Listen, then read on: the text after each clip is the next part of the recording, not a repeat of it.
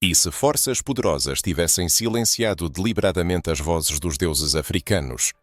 E se a estrutura de Tetarta, a estrutura religiosa conhecida pelo mundo moderno, fosse apenas uma versão cuidadosamente editada da verdade original? A questão que surge é: por que, ao longo de toda a história bíblica, praticamente não encontramos menções aos deuses africanos? Porque culturas com um rico e antigo legado espiritual foram, de fato, apagadas das páginas das Escrituras Sagradas. Existe a possibilidade de que a Bíblia, como a conhecemos, seja incompleta. Exatamente.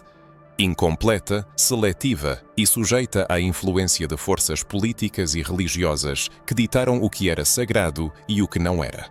A exclusão de divindades africanas da narrativa bíblica não foi um erro acidental, mas sim uma decisão estratégica, frequentemente impulsionada pela força das armas e pelo fervor religioso. É hora de, juntos, folhearmos as páginas da Bíblia que ficaram sem atenção. Vamos mergulhar na investigação de um julgamento divino que não veio dos céus, mas das mãos humanas. Tentaremos compreender por que divindades reverenciadas por milhões de africanos, como Olorum, Oxalá, Exu, Iemanjá e muitas outras, foram declaradas pagãs, demonizadas e, em última instância, apagadas da consciência cristã. Este material não é apenas mais um artigo sobre mistérios bíblicos. É uma revelação, uma desconstrução, um convite à reflexão sobre o que foi apagado, distorcido e suprimido. Conceitos-chave como colonização espiritual, apagamento religioso, deuses africanos, legado sagrado, Bíblia manipulada e julgamento divino histórico.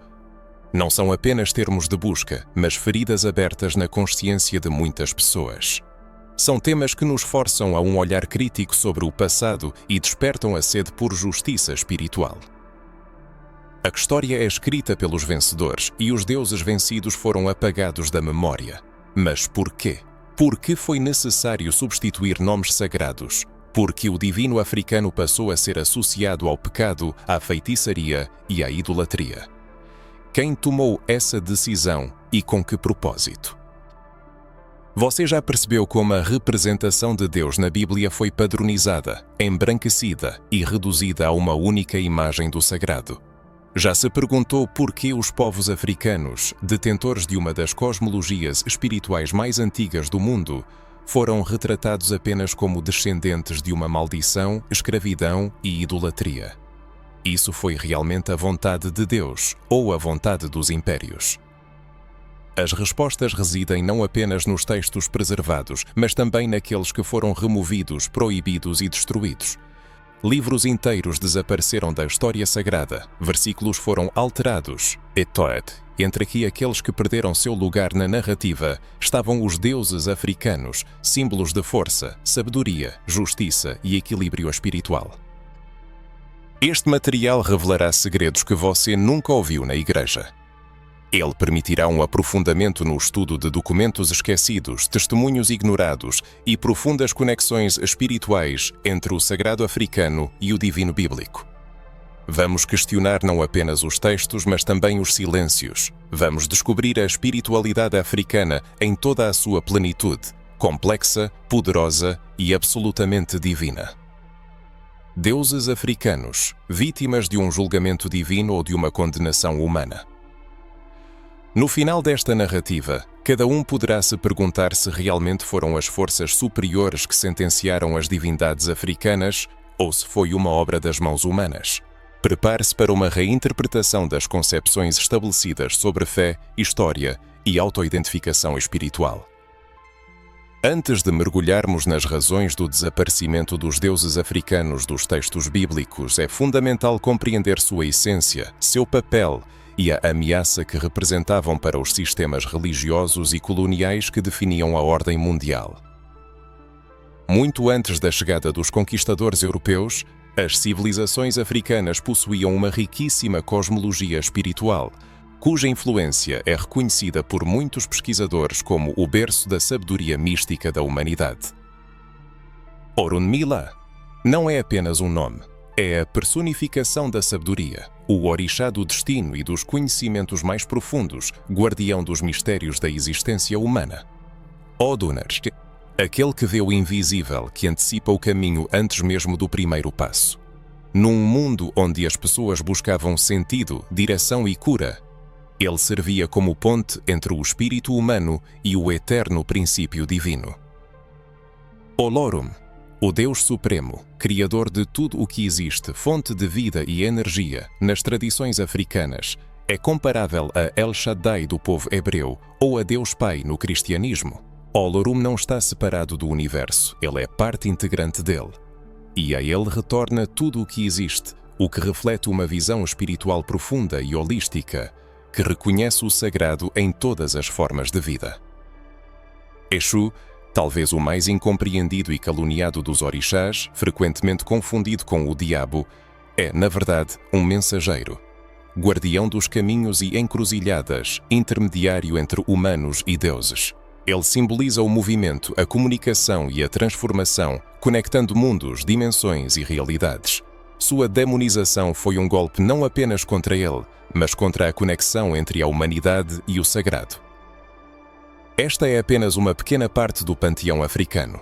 Iemanjá, senhora dos oceanos e da maternidade, Xangô, orixá da justiça e do equilíbrio, Oxum, deusa do amor, da beleza e das águas doces. Cada um deles carrega um arquétipo, uma força viva que reflete os aspectos mais profundos da alma humana.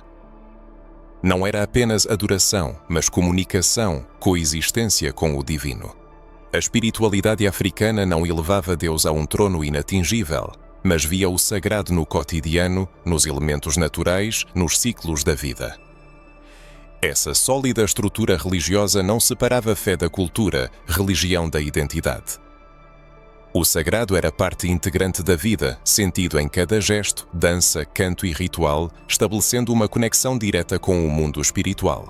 Os africanos não precisavam de intermediários, templos grandiosos ou instituições religiosas para se comunicar com Deus. Eles o encontravam no fogo, na água, no vento, no ritmo dos tambores que ecoavam as vozes dos ancestrais. Imagina uma situação em que um sistema espiritual empodera as pessoas com um senso de força pessoal, autonomia, fortalece sua identidade e estabelece uma conexão com os ancestrais. Nesse caso, ele inevitavelmente se torna uma ameaça, um obstáculo para o estabelecimento do controle e a imposição de uma fé única, eurocêntrica e centralizada. Consequentemente, a exclusão de divindades africanas da Bíblia não foi apenas uma manifestação de intolerância religiosa, mas uma estratégia cuidadosamente elaborada de dominação cultural, social e espiritual. Afinal, um povo destituído de seus deuses perde a conexão com sua história e seu legado. A colonização começou não apenas com navios de guerra e armas, mas com a implantação de uma nova cosmovisão espiritual que afirmava: seu Deus é falso, o meu é verdadeiro, sua fé é feitiçaria, a minha é o caminho para a salvação. Essa distorção da realidade perdurou por séculos, criando um abismo entre os africanos e sua própria espiritualidade, gerando sentimentos de medo, culpa e vergonha. As antigas divindades foram demonizadas e a história foi reescrita com símbolos e preceitos ideológicos alheios. No entanto, apesar das tentativas de erradicação, muitos princípios espirituais africanos sobreviveram, disfarçados e sincretizados. Em diversos cantos da diáspora africana, do Brasil às ilhas do Caribe, da França aos Estados Unidos, é possível ver elementos preservados dessa fé. Por exemplo, Exu transformou-se em Santo Antônio, a Iemanjá é reverenciada no dia de Nossa Senhora dos Navegantes. Os ancestrais encontram seu reflexo em orações católicas e festas sincréticas. Esses exemplos demonstram que os deuses africanos não desapareceram sem deixar vestígios, mas foram apenas forçados a silenciar. No entanto, suas vozes continuam a ressoar e mais pessoas abrem seus corações para ouvi-las novamente. Elas buscam compreender a verdade escondida por trás das doutrinas oficiais e percebem que a espiritualidade africana não é primitiva, pagã ou demoníaca, mas possui profundidade, riqueza e uma essência divina. É por isso que é necessário voltar ao passado, não para se prender a ele, mas para recuperar o que foi perdido e se reconectar com suas raízes espirituais. É importante entender que o julgamento divino sobre os deuses africanos não foi ditado pelos céus, mas pela imposição cruel de sistemas de poder que visavam privar um povo de sua liberdade espiritual. Agora, tendo compreendido a essência dos deuses africanos e sua força espiritual, é preciso dar o próximo passo: entender como eles foram deslocados não apenas da Bíblia, mas também da consciência coletiva, da memória popular e da história oficial. Esse processo não foi um erro acidental ou um mal-entendido, mas uma ação estratégica e friamente calculada, executada ao longo de séculos. Afinal, o controle espiritual abre caminho para o poder sobre corpos, mentes e nações inteiras. A disseminação da Bíblia pelo mundo não foi um ato neutro, mas se tornou uma das ferramentas mais eficazes de dominação colonial na história da humanidade.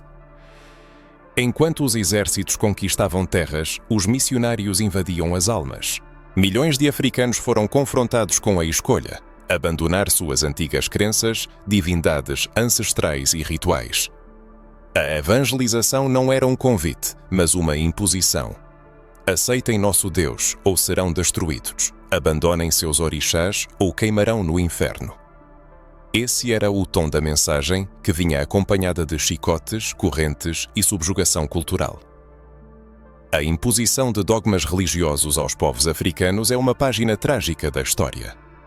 A Bíblia, apresentada como revelação, na verdade, tornou-se um instrumento de conversão, um código moral eurocêntrico, destinado a suplantar cosmovisões milenares baseadas na profunda compreensão da natureza, na reverência aos espíritos e aos ancestrais. Para a aceitação incondicional da nova doutrina, foi preciso demonizar tudo o que existia antes. As águas de Iemanjá, que dão vida, passaram a ser consideradas uma maldição. Os ritmos dos tambores de Xangô, idolatria. A sabedoria de Orunmilá, feitiçaria. E a conexão com os ancestrais, possessão demoníaca.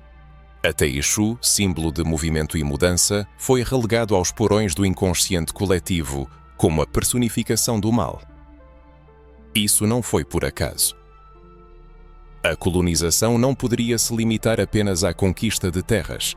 Era necessário reescrever a história espiritual do mundo, invadir os céus, apropriar-se dos símbolos sagrados, distorcer os mitos e impor uma única imagem de Deus, um Deus europeu, masculino, distante, exigente e punitivo.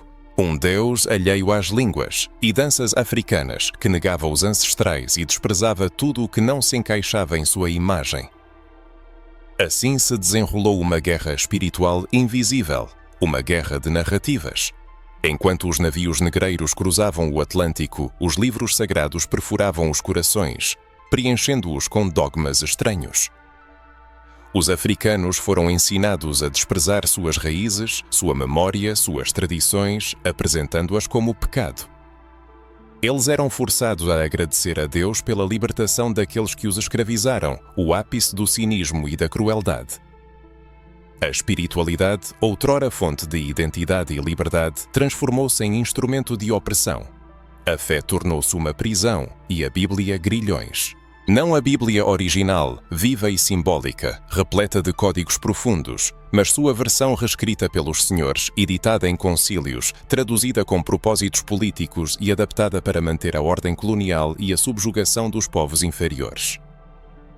Nesse processo, livros inteiros foram censurados, evangelhos foram omitidos e personagens foram apagados da memória. Histórias que revelavam outras perspectivas espirituais, especialmente as ligadas a culturas não europeias, foram impiedosamente removidas. O povo africano foi novamente privado de sua voz, suas histórias divinas foram excluídas da Palavra de Deus. Mas quem determinou o que é a Palavra de Deus? Quem decidiu quais divindades eram dignas de menção e quais não? Quem estabeleceu que apenas um povo tinha direito a seus profetas, genealogias sagradas e milagres imortalizados no papel? A resposta é simples e dolorosa. Pessoas investidas de poder, movidas pelos interesses de impérios e pela busca da dominação mundial. A Bíblia tornou-se o livro mais traduzido, difundido e interpretado da história. No entanto, poucos falam sobre quem realizou essas traduções e controlou suas interpretações.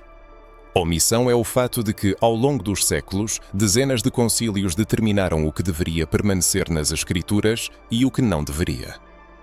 Textos relacionados ao Egito, Etiópia e antigas tradições africanas foram sistematicamente marginalizados ou completamente destruídos. No entanto, apesar de todos os esforços, não foi possível apagar completamente os vestígios da influência africana. Sobreviveram testemunhos, indícios e provas, fragmentos que escaparam à censura, sutis alusões que apontam para uma presença cultural africana muito mais significativa do que a que se costuma reconhecer. Mas para descobri-los é preciso ir além das concepções aceitas, fazer perguntas incômodas e encarar a história com coragem, sem a visão turva de doutrinas preconceituosas e do medo.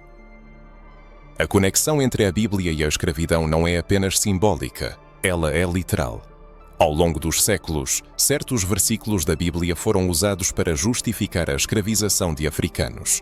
A infame maldição de Cam, por exemplo, foi interpretada de forma a alegar que os descendentes de Cam, tradicionalmente associados aos povos africanos, estavam condenados a servir a outros povos. Essa tese tornou-se a fundamentação teológica para a legitimação do tráfico de escravos. Para muitos cristãos europeus, a escravização de africanos não era apenas aceitável, mas uma obra agradável a Deus. Essa teologia perniciosa se espalhou, cruzou oceanos e serviu de base para governos, leis, igrejas e sociedades inteiras. E tudo isso se fundamentou em uma interpretação manipulada e distorcida da Bíblia, que serviu de escudo para crimes espirituais e humanitários. Isso não é apenas uma crítica à religião, é uma denúncia de fatos históricos. É mais crucial do que nunca reavaliar as origens dessas narrativas e compreender como a evangelização violenta apagou culturas inteiras, silenciou oráculos, destruiu santuários religiosos, aniquilou símbolos e ainda hoje influencia nossa percepção do sagrado. Mas há esperança, pois, apesar de tudo, a memória sagrada dos ancestrais continua a viver, a resistir e a chamar. E muitos ouvem esse chamado, redescobrindo seus deuses, seus direitos e suas verdades.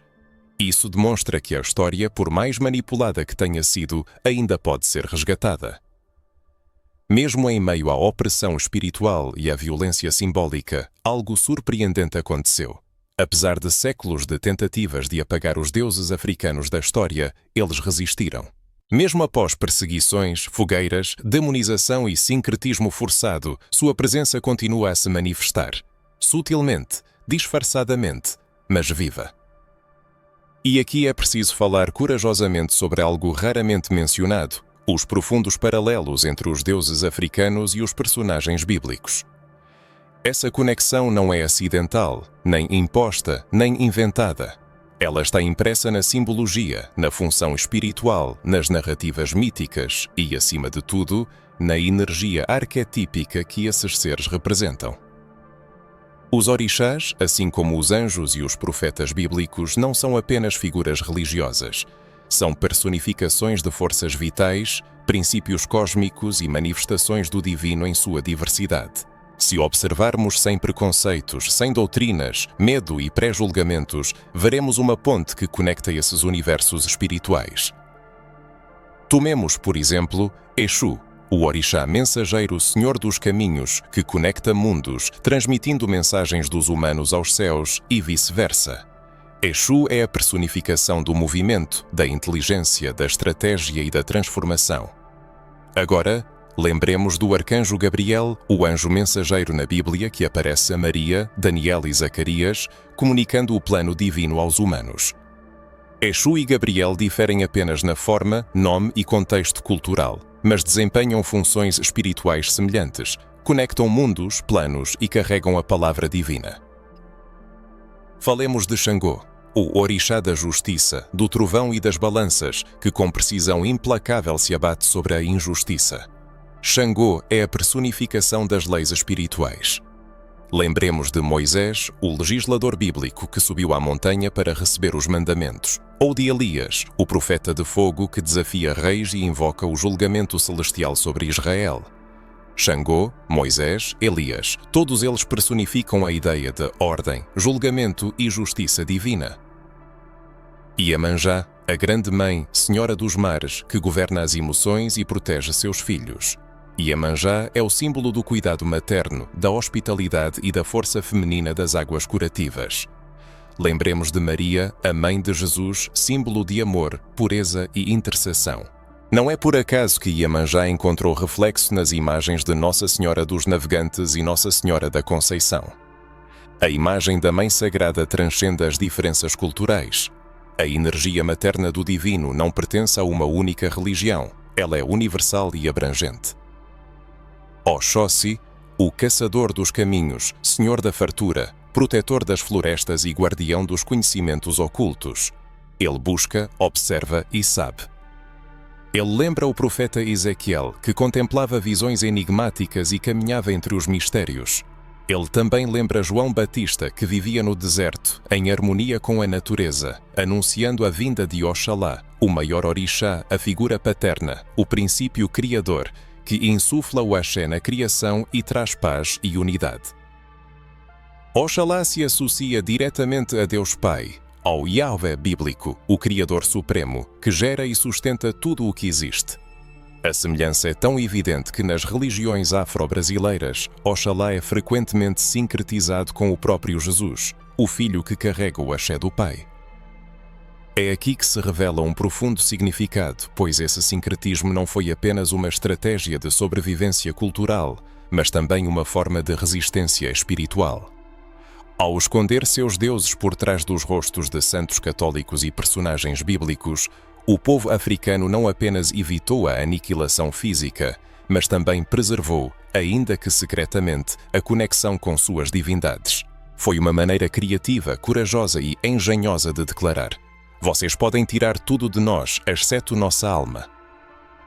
Mas por que essa ideia causa tanta inquietação?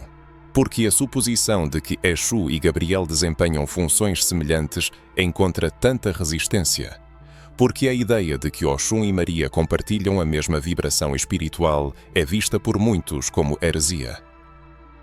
A questão é que isso quebra o monopólio religioso, mostra que Deus não pertence a ninguém, que o divino está presente na África, nos terreiros, nas tradições orais, nos rituais ancestrais. O povo africano sempre teve Deus consigo. Mesmo quando se afirmava que ele estava perdido, a grande verdade é que a espiritualidade africana nunca precisou de permissão para existir. Ela sempre foi e é. Desde tempos imemoriais, existiu uma espiritualidade que, como um rio, abriu seu caminho através dos séculos. Mesmo em tempos em que tentaram erradicá-la, persegui-la ou ridicularizá-la, ela demonstrou uma resiliência surpreendente, como a fênix ressurgindo das cinzas. Essa espiritualidade mesclou-se habilmente com os símbolos dos opressores, adaptou-se a novas condições, mas, ao mesmo tempo, preservou sua essência. Nisso reside a força do sincretismo, não na perda da autoidentidade, mas em sua proteção, não na diluição da fé, mas em sua continuação disfarçada. Escravos privados de liberdade dançavam em homenagem a Oxum e, sob os olhares atentos dos senhores brancos, asseguravam que era uma dança em louvor à Virgem Maria. Eles acendiam velas para Xangô, mas diziam que era em honra a São Jerônimo. Assim, eles preservavam cuidadosamente o fogo de seus orixás, mesmo em terras estrangeiras, onde lhes era imposta a crença em um Deus distante. No entanto, os tempos de disfarce estão chegando ao fim. É hora de revelar ao mundo os verdadeiros rostos das divindades que resistiram ao esquecimento. Chegou o momento de encarar Exu sem medo e de invocar Oxalá com orgulho. É preciso reconhecer que o sagrado não está contido apenas nas páginas da Bíblia, mas também na rica herança da África, em mitos, cânticos e rituais que foram transmitidos de geração em geração, apesar da opressão brutal. Esta reconexão com as raízes não é um ataque a qualquer fé. É antes um resgate, um lembrete de que Deus é multifacetado, multiforme e multicultural. Negar esse fato equivale a negar toda a complexidade da criação. Se o contato com este tema despertou em você uma ressonância interior, se algo chamou sua atenção e o fez questionar verdades habituais, isso significa que seu espírito está despertando. Sua alma está reconhecendo as vibrações do autêntico. Agora que reconhecemos como os deuses africanos foram reduzidos a meras sombras e como suas funções espirituais ainda persistem, veladas sob personagens bíblicos, é necessário aprofundar. Chegou o momento de fazer o que foi proibido por séculos, questionar a própria estrutura do livro que moldou a espiritualidade ocidental, a Bíblia. Mas não com o objetivo de desacreditar, e sim com a intenção de uma investigação corajosa, buscando detalhes perdidos para compreender o que foi ocultado, apagado, reescrito e silenciado. Infelizmente, poucos sabem ou querem admitir que a Bíblia moderna não é um texto único, completo e intocável, existente desde o início dos tempos. Ela é o resultado de um longo processo de construção política, teológica e institucional, uma coletânea de textos cuidadosamente selecionados nem sempre por critérios espirituais. É nesse processo seletivo que reside uma das maiores injustiças históricas contra os povos africanos, a sistemática supressão de evidências que ligam as culturas negras à história sagrada. Surge a pergunta natural: existem passagens na Bíblia que indicam diretamente as civilizações africanas? A resposta é sim. No entanto, a forma como essas menções foram interpretadas diz muito mais sobre os autores do que sobre aqueles que eles mencionavam. Nas raras ocasiões em que a Bíblia menciona a Etiópia, o Egito, a Núbia ou outras regiões africanas, essas menções estão quase sempre ligadas a temas de escravidão, idolatria ou punição. Mas se olharmos com mais atenção, podemos notar sinais, sugestões e pequenos fragmentos que conseguiram escapar da censura. Por exemplo, a Etiópia é repetidamente mencionada como uma terra de realeza, poder e sabedoria. A própria rainha de Sabá, que visitou Salomão, era da África. Ela não é apresentada como uma figura meramente curiosa, mas como uma governante respeitada, possuindo riqueza, sabedoria e discernimento espiritual. No entanto, na tradição cristã, sua figura foi reduzida a uma nota de rodapé insignificante, embora devesse ser estudada como uma das principais provas da conexão entre o conhecimento africano e bíblico.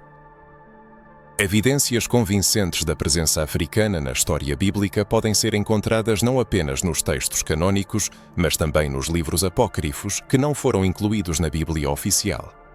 Esses textos, frequentemente considerados perigosos ou heréticos, contêm chaves para compreender o papel do continente africano na formação espiritual do mundo bíblico.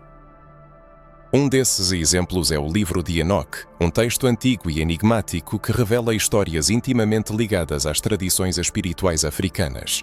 Nele há descrições de seres celestiais, batalhas espirituais e segredos sobre a criação que ecoam cosmovisões anteriores ao cristianismo. A proibição deste livro pela Igreja levanta a questão: o que exatamente nele representava uma ameaça à narrativa oficial? Além disso, existem textos que narram sobre os descendentes de Cam, filho de Noé, que, segundo interpretações tendenciosas, foi amaldiçoado e declarado o ancestral dos povos africanos.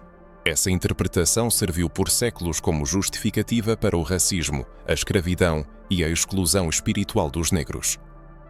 No entanto, uma análise mais profunda mostra que não foi Deus quem amaldiçoou Cam, mas sim pessoas que usaram esse texto para justificar a escravização de um povo inteiro. O Evangelho dos Egípcios, um dos textos mais místicos do cristianismo primitivo, sugere uma conexão entre o divino e os mistérios egípcios. Esse Evangelho foi rejeitado e ocultado porque ligava uma profunda sabedoria espiritual à África, o que era inaceitável para aqueles que buscavam centralizar o poder espiritual na Europa. Muitas dessas escrituras sobreviveram apenas como fragmentos encontrados em cavernas ou preservados por pequenas comunidades que resistiram à dogma oficial. Esses fragmentos, como peças de um quebra-cabeça, revelam um quadro que muitos não estão prontos para ver. Deus se manifestou também na África e a Bíblia, como a conhecemos, não conta essa história por completo. O problema não reside apenas nos textos, mas também na teologia moderna, que frequentemente defende estruturas de poder. Por séculos, a teologia ocidental moldou uma cosmovisão na qual os povos africanos eram representados como espiritual, moral e intelectualmente inferiores. Conceitos inteiros foram criados para sustentar essa mentira, baseada em interpretações tendenciosas da Bíblia. Surge a pergunta: o que a teologia moderna ainda tenta esconder. Existe o medo de admitir que os povos africanos não apenas faziam parte da narrativa bíblica, mas também possuíam conhecimentos espirituais desconhecidos pela Europa. Poderia o silêncio em torno dos textos apócrifos ser causado pelo temor de que as pessoas descubram outras formas de conexão com o divino, não baseadas na culpa, na submissão ou no medo? Trata-se de uma tentativa histórica de aniquilação espiritual, um projeto que entrelaça motivos religiosos e políticos. Afinal, o controle da narrativa sobre o divino confere poder sobre a percepção do mundo.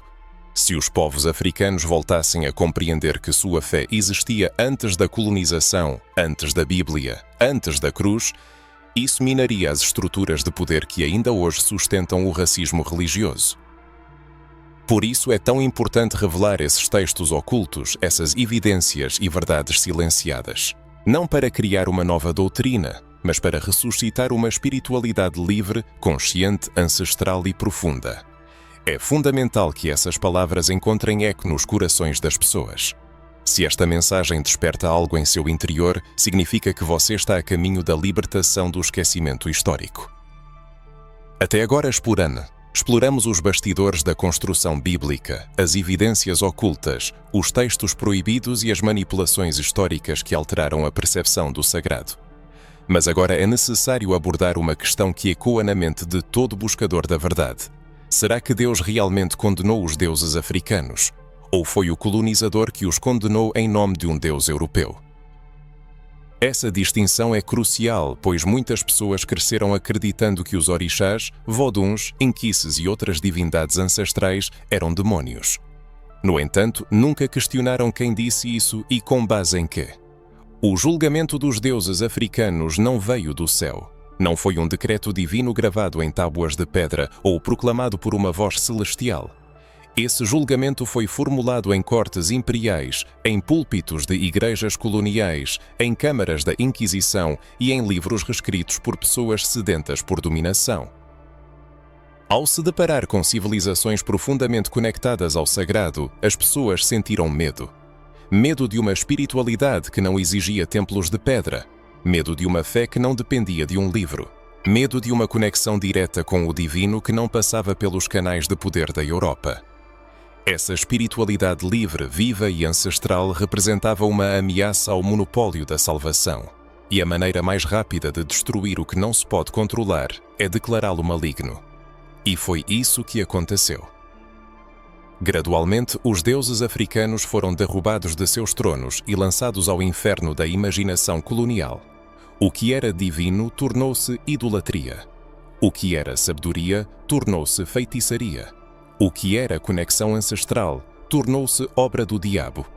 E milhões de pessoas começaram a temer aquilo que um dia as libertou.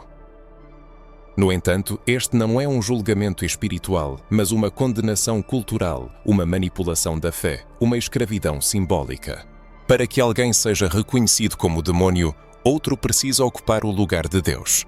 Foi exatamente isso que aconteceu. Teólogos, padres, bispos e reis ocuparam o lugar do divino para decidir quem merecia a adoração e quem merecia o esquecimento. A destruição da espiritualidade de povos inteiros é uma tragédia que não deve ser relegada ao esquecimento. O aspecto mais cínico desse processo é que ele foi realizado supostamente em nome do amor e da salvação. Os colonizadores declaravam: "Nós os libertamos da idolatria", mas na realidade aprisionavam as almas das pessoas em uma prisão psicológica. Nessa prisão, tudo o que estava ligado à sua origem era declarado errado. Danças sagradas transformavam-se em espetáculos indecentes, o transe espiritual em possessão demoníaca e os laços ancestrais em superstições. Como resultado, o povo africano, que sempre foi próximo de seus orixás, começou a temê-los. Diante disso surge uma questão fundamental: o que é espiritualidade autêntica? Quem tem o direito de definir o que é verdadeiro e o que é falso no mundo espiritual? A resposta a essa pergunta é complexa, mas começa com a percepção de que a espiritualidade não pode ser medida pela lente de uma única cultura. O que é sagrado para um povo pode parecer estranho para outro, mas isso não o torna falso. A diversidade espiritual da humanidade é um testemunho de sua conexão com algo que transcende doutrinas estreitas. Imaginemos uma tribo que por séculos cultuou a força das águas através de Iemanjá, cantou aos ventos de Oiá, acendeu fogos para Xangô, ouviu os conselhos do Orunmilá e honrou seus ancestrais como pontes vivas para o invisível. Poderia faltar espiritualidade a essa tribo? Poderia Deus estar ausente ali? Poderia a presença do divino depender de um livro, de uma língua ou de uma permissão papal? Ou o divino está presente em todas as culturas que se abrem ao sagrado com sinceridade, respeito e amor? Nesse momento fica claro que a condenação dos deuses africanos foi um ato de julgamento colonial, realizado não por seres espirituais, mas por estruturas de poder. Foi uma sentença imposta pela força, não uma revelação do alto, uma tentativa de subjugar a espiritualidade, de transformar pessoas livres em escravos dóceis de um sistema que não as reconhecia como filhas legítimas do sagrado. Mas os orixás resistiram. Resistiram nos corpos dos escravizados, nos cânticos dos quilombos, nas folhas dos terreiros, nos ritmos secretos dos pátios, na fé transmitida de geração em geração. Foram julgados por homens, mas não abandonaram seu povo. Permaneceram ao lado, ainda que secretamente sob máscaras, condenados por aqueles que acreditavam que Deus só falava latim. Hoje, com a expansão da consciência, o despertar dos filhos da diáspora e a restauração da memória ancestral, é preciso fazer uma nova pergunta. Continuaremos a considerar essa sentença como final? Ou é hora de reabrir o processo espiritual e ouvir as vozes dos deuses silenciados? O julgamento ocorreu, mas a defesa não foi ouvida, e agora é o momento de corrigir isso.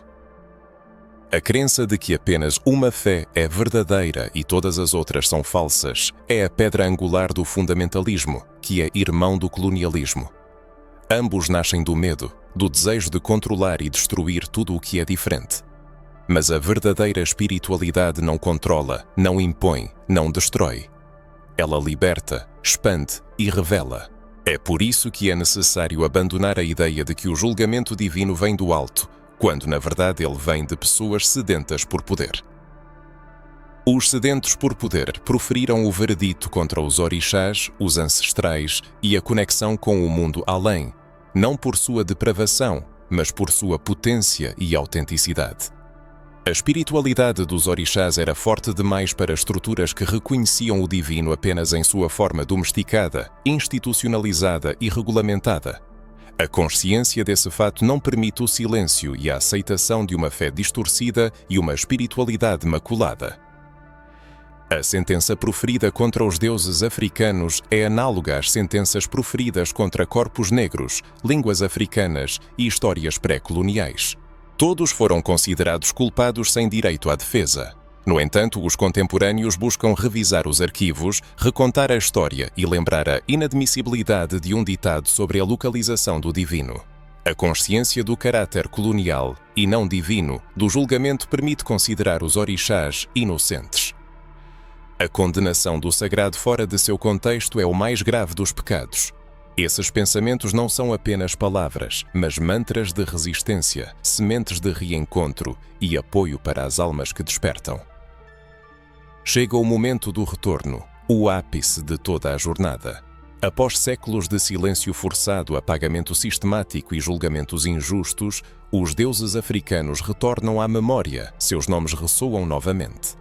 Eles ressurgem das cinzas da história como forças vivas que nunca desapareceram, apenas foram silenciadas. O que está acontecendo agora não é apenas uma tendência espiritual, mas uma revolução da memória, uma restauração da identidade e o retorno de um território sagrado. Os filhos da diáspora cresceram sem conhecer sua essência espiritual, foram ensinados a ter vergonha de seus direitos, orações, danças, símbolos e força interior. O tambor era visto como algo mundano, o transe como possessão e o ancestral como pecado. Como resultado, muitos perderam a conexão consigo mesmos, com seu povo e com seu propósito. Mas o corpo lembra, a alma sente e o chamado ressoa novamente, o chamado dos orixás, dos ancestrais e da verdade espiritual que vive nos povos negros desde tempos imemoriais. Está ocorrendo um despertar. As pessoas percebem que o que foi demonizado por séculos, na verdade, confere sentido, força e raízes à sua existência. A salvação não vem de fora, não depende de uma nova doutrina ou livro, mas começa de dentro, fluindo do inconsciente coletivo e manifestando-se em pequenas ações. Um colar de contas, uma oferenda, uma oração em Yorubá e a pronúncia do nome de um ancestral. O reencontro com as religiões de matriz africana não é apenas um retorno à espiritualidade dos orixás, voduns ou inquices, mas uma restauração da dignidade espiritual dos povos negros. É a quebra de um ciclo de humilhação imposto por sistemas religiosos que apresentavam os deuses africanos como demónios.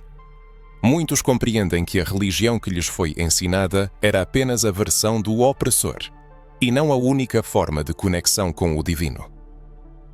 Trata-se de um renascimento que se estende para além do mero culto religioso, penetrando no cerne da identidade, conectando-se com os ancestrais e com o sentimento de pertencimento.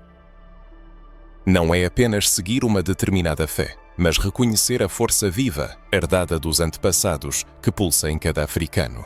Essa força, há muito tempo perseguida, ganha nova vida.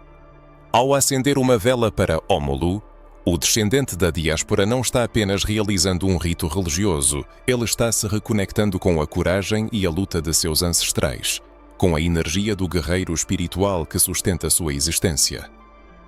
Ao se banhar nas águas dedicadas a Oxum, a filha da deusa não está apenas realizando um ritual, ela está restaurando a memória da sua origem, da beleza, do cuidado e da sensibilidade sagrada que a colonização tentou destruir. Nessa conexão surge uma questão que intriga a muitos. Isso é religião ou cultura, fé ou identidade, devoção ou resistência? A resposta é que é tudo junto. Nas tradições africanas, a espiritualidade está intrinsecamente ligada à vida cotidiana. Não se limita a visitas dominicais ao templo, mas se manifesta em cada aspecto do ser. Na caminhada, na fala, na culinária, na música, na dança, no cuidado com o próximo, na reverência aos mais velhos e na comunicação com os que partiram. Ser espiritual significa ser íntegro, conectado aos ancestrais e consciente. Os eventos atuais testemunham não apenas um despertar religioso, mas uma verdadeira revolução espiritual dos africanos. É a percepção de que a espiritualidade ancestral não precisa mais se esconder ou justificar sua existência. Chegou a hora de declarar abertamente: eu sou um filho de Orixá, e neles encontro força, sabedoria, cura e orientação. É hora de aceitar o axé, a energia da vida que corre em nossas veias, e permitir que ela nos conduza às nossas origens. Este retorno às raízes tem também um significado político, pois por trás da espiritualidade dos africanos está a recusa de um sistema que tentou privá-los de sua dignidade humana e desacreditar suas almas. É um grito que afirma: vocês puderam escravizar nossos corpos, mas não puderam arrancar os orixás de nossos corações. É uma escolha consciente de abandonar uma fé que exige a negação da própria história. Uma espiritualidade que exige ódio às suas origens não é fé, mas opressão. É por isso que muitos, com tremor e emoção, redescobrem suas raízes, pois essa restauração não diz respeito apenas às divindades, mas também à autoestima, ao orgulho ancestral e à liberdade espiritual. Mais e mais pessoas respondem a esse chamado enchendo os terreiros de vida. Cânticos ecoam novamente no ar e os nomes dos ancestrais são pronunciados com reverência. Parece que as próprias divindades dizem: vocês voltaram e nós sempre estivemos aqui. Esse reencontro acontece em toda parte, nos subúrbios, nas universidades, nos quilombos e nos centros urbanos.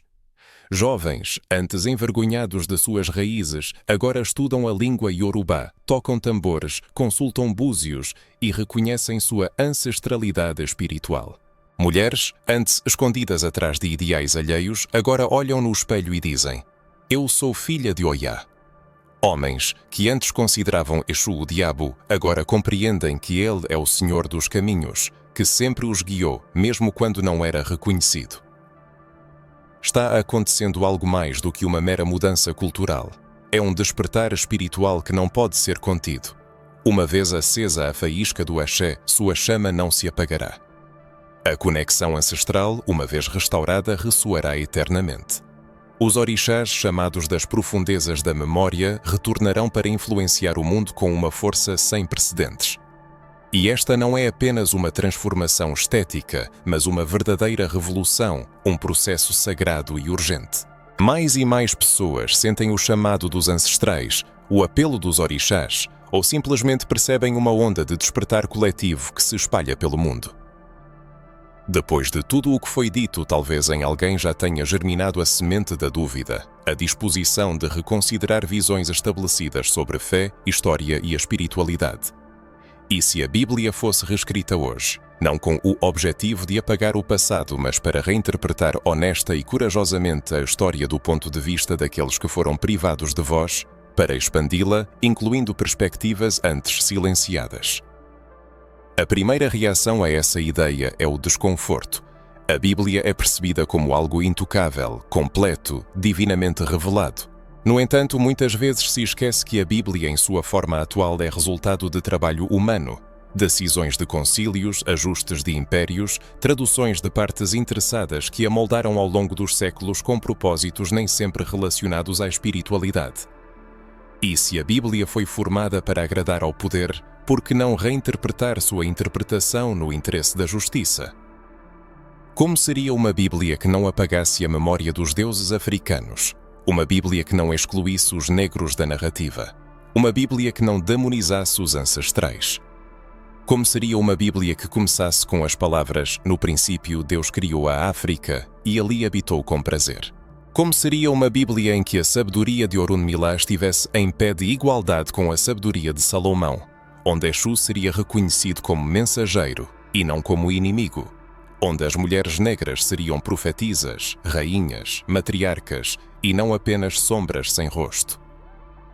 E se a história do êxodo, de um povo fugindo da escravidão em busca da terra prometida, fosse contada do ponto de vista dos africanos escravizados que cruzaram o oceano em navios negreiros mantendo a fé nos orixás? E se Moisés fosse retratado como um homem negro, crescido sob o sol africano?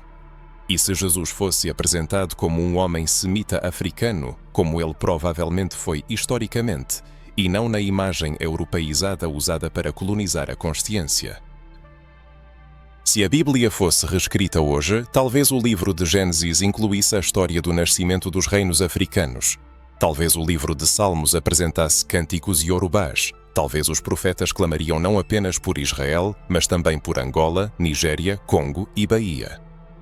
E o livro do Apocalipse falaria não do fim do mundo, mas do fim da opressão espiritual que privou a África do direito de se considerar terra sagrada.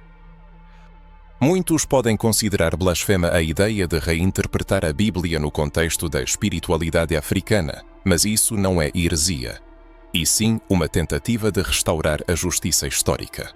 É um esforço para devolver ao povo africano seu lugar de direito, o lugar de guardiões de uma espiritualidade profunda, ancestral, complexa e poderosa, que não precisa da aprovação ocidental para confirmar sua autenticidade. É um chamado à cura coletiva, à libertação da alma e da fé. Não se pode negar que, ao longo dos séculos, a Bíblia serviu como instrumento de opressão, onde versículos eram retirados do contexto e usados como chicote para os escravizados, e textos sobre obediência se transformavam em hinos em nome do domínio. O livro sagrado, destinado a trazer libertação, foi deturpado para justificar a escravidão, a violência e a submissão. No entanto, é nesse ponto que reside o paradoxo. O mesmo livro que foi usado para escravizar pode se tornar uma fonte de libertação. Ele contém sementes de liberdade, palavras que ardem em fogo, como o chamado de Moisés ao faraó. Deixa meu povo ir. Nele há passagens que clamam por justiça, denunciam os opressores e anunciam um reino onde os últimos serão os primeiros. Portanto, reescrever a Bíblia não é apagar a história, mas reexaminá-la, vê-la pelos olhos dos ancestrais, revelando significados ocultos. Imagina uma Bíblia comentada por gurus africanos, mães sagradas e sacerdotes da tradição iorubá. Uma Bíblia onde cada capítulo começa com a veneração dos ancestrais, onde nomes africanos não são meras inserções exóticas, mas pilares da fé. Onde rituais são reconhecidos como uma forma legítima de conexão com o divino, onde o axé, força vital, é celebrado como uma bênção divina, onde o corpo não é fonte de pecado, mas um templo, onde o tambor não é barulho, mas oração. Tal Bíblia se tornaria um símbolo de reparação espiritual, uma ponte entre mundos, um chamado para que cada africano reconheça seu pertencimento a uma história sagrada. Pois a maior mentira foi fazer as pessoas acreditarem que deviam renunciar à sua cultura para se aproximarem de Deus. E essa mentira deve ser destruída. Ao considerar esta nova interpretação, este reexame vivo e verdadeiro, fica claro que a fé e a conexão ancestral podem e devem andar de mãos dadas. Não há contradição nisso. Pelo contrário, é na fusão dessas duas dimensões que nasce uma espiritualidade que cura, empodera e acolhe. Uma espiritualidade que não exige a renúncia de si, mas promove o autoconhecimento. E aqui novamente surge a questão fundamental: quem define o que é sagrado? Se a Bíblia foi criada por humanos para servir a certos interesses, por que não reexaminá-la para servir à liberdade? Não se trata de criar um novo evangelho, mas de restaurar uma parte perdida da história, de devolver nomes aos esquecidos, rostos aos apagados, vozes aos silenciados. Trata-se de restabelecer a justiça para o que sempre deveria ter sido um instrumento de luz. Talvez a ideia de tal reinterpretação cause medo em algumas pessoas. Mas não devemos temer a inclusão da África na Bíblia, e sim o fato de ela ter sido excluída. O verdadeiro pecado não é reinterpretar a fé com base nas raízes ancestrais, mas usar a fé para privar um povo dessa conexão ancestral. Este chamado à reinterpretação do texto sagrado não é apenas um desafio aos dogmas estabelecidos, mas sim um convite insistente a um diálogo profundo e a um despertar espiritual. Se o leitor chegou a estas linhas, significa que está pronto para ser um participante ativo desta importante discussão. Talvez sonhe em criar sua própria versão da Bíblia, onde os nomes de seus ancestrais serão imortalizados, ou deseje ver nas Escrituras Sagradas uma interpretação diferente do papel de Exu, apresentando-o não como um demônio, mas como um mensageiro de forças superiores. Talvez sinta simplesmente a necessidade de uma fé viva, libertadora, que não aprisiona, mas inspira. Muitas pessoas percebem sua prontidão para avançar em direção a uma fé mais consciente, profundamente enraizada e verdadeira, a uma espiritualidade que não teme fazer perguntas difíceis, olhar abertamente para o passado e ouvir as vozes dos ancestrais. Aqueles que chegaram ao fim deste caminho afirmam com confiança: não renego meus deuses, participando ativamente do processo de cura e reinterpretação espiritual. Axé.